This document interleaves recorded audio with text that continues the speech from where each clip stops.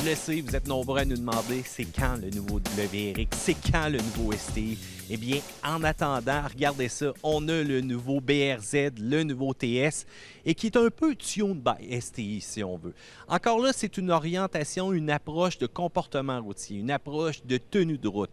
Au niveau de la suspension, au niveau aussi du look, regardez un petit peu la ligne de finition rouge qu'on retrouve aussi sur les STI, qu'on va avoir sur le BRZ, sur cette édition spéciale-là. Côté motorisation, eh bien, je ne veux pas brûler votre intérêt pour la performance, mais on a quand même conservé les mêmes spécifications que d'habitude. Mais encore une fois, c'est sur la piste qu'il y a une énorme différence. Prenez le modèle régulier de la BRZ, prenez le modèle spécial qu'on a là, vous allez voir, il y a une grosse différence à l'entrée de virage, en tenue et surtout en sortie. Le représentant Subaru me disait qu'il avait fait quelques tests et qu'une version régulière, là, si elle est en avant, oubliez ça, vous ne serez pas capable de suivre. Souvent, ce n'est pas nécessairement le véhicule qui va se rendre au-delà de la limite, c'est les qualités du pilote qui sont très importantes. À l'intérieur, on a quand même ajouté quelques touches intéressantes au niveau de l'esthétique avec des contrastes de rouge et des belles piqûres aussi. Et ce qu'on va retrouver, c'est le nouvel écran avec le nouveau système multimédia qui donne quand même un bon rafraîchissement. Regardez le look, j'aime ça. Regardez aussi au niveau de la peinture, les genres de flocons brillants à l'intérieur, c'est super beau. Même l'aileron est fonctionnel et en carbone, s'il vous plaît, avec une petite mention STI. Un modèle intéressant pour les amateurs de performance sur la piste.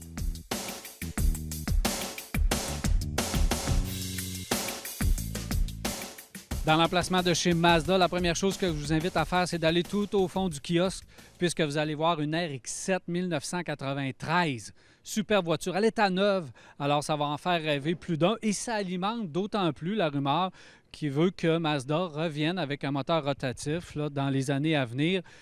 Il faut rester là. Une RX-8, une RX-9, je ne sais pas comment est-ce qu'on va l'appeler, mais je suis persuadé qu'on va arriver avec une voiture à moteur rotatif et espérons qu'on va avoir réglé les petits problèmes que le moteur rotatif avait.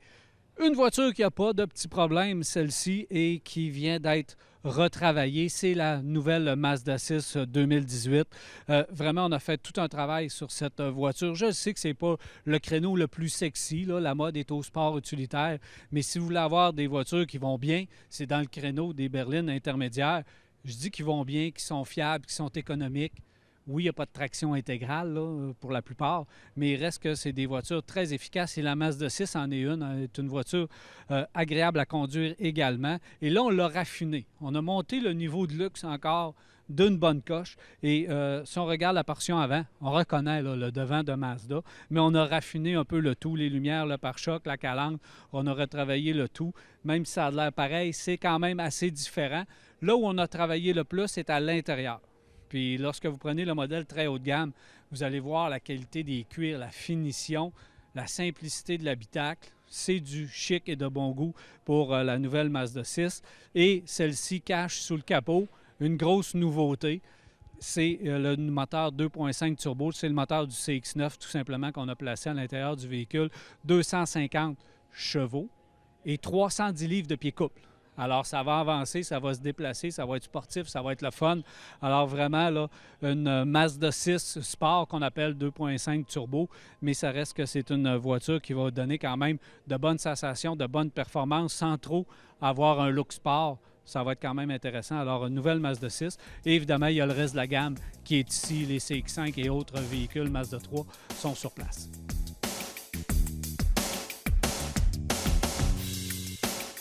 Nous sommes dans l'emplacement de chez Ford. Je ne sais pas si vous le connaissez. Je vous le présente. Ford EcoSport. Le voici. Tout nouveau sport utilitaire d'entrée de gamme du côté de chez Ford. Pourquoi je vous le présente? Parce que c'est un véhicule qui est déjà arrivé chez Ford. On n'attend pas, sans tambour ni trompette, comme on dit. Ford ne fait pas vraiment de promotion autour de ce véhicule, mais il est disponible chez les concessionnaires au moment même où je vous parle.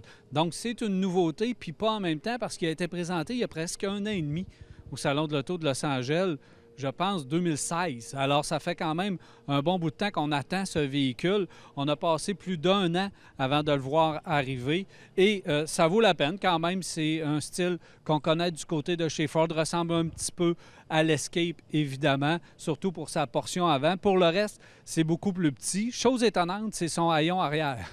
Le haillon arrière qui part de droite à gauche. Donc, pour certaines personnes, ça va être un avantage. Pour d'autres, un inconvénient, surtout lorsqu'on est stationné et qu'on a quelqu'un très près à l'arrière puis qu'on veut charger, ça peut être un peu difficile. Mais pour le reste, le chargement, quand même, c'est très bien. L'aménagement intérieur aussi, c'est moderne, c'est à la mode avec l'écran ajouté et tout. Vous pouvez avoir les nouvelles connectivités à l'intérieur de ce véhicule. 2 moteurs disponibles, un 2 litres ou encore le fameux petit moteur 3 cylindres 1 litre qui peut être disponible dans le véhicule. Système de traction intégrale également, donc bien équipé pour nous au Québec. Si vous vous demandez du côté des prix, ça part à 21 000 jusqu'à 29 000 plus ci, plus ça, plus cela. Donc, ça veut dire qu'on dépasse allègrement les 30 000 pour la version tout équipée SES Titanium. Donc, il y a toutes les nouvelles appellations. Puis, vous pouvez faire également le tour ici au Salon de l'Auto parce que la gamme est là, les F-150, Edge, etc. La Mustang qui vaut la peine, qui est vraiment très belle, celle qu'il y a ici sur place. Alors, je vous invite à passer du côté de chez Ford, mais surtout, l'EcoSport.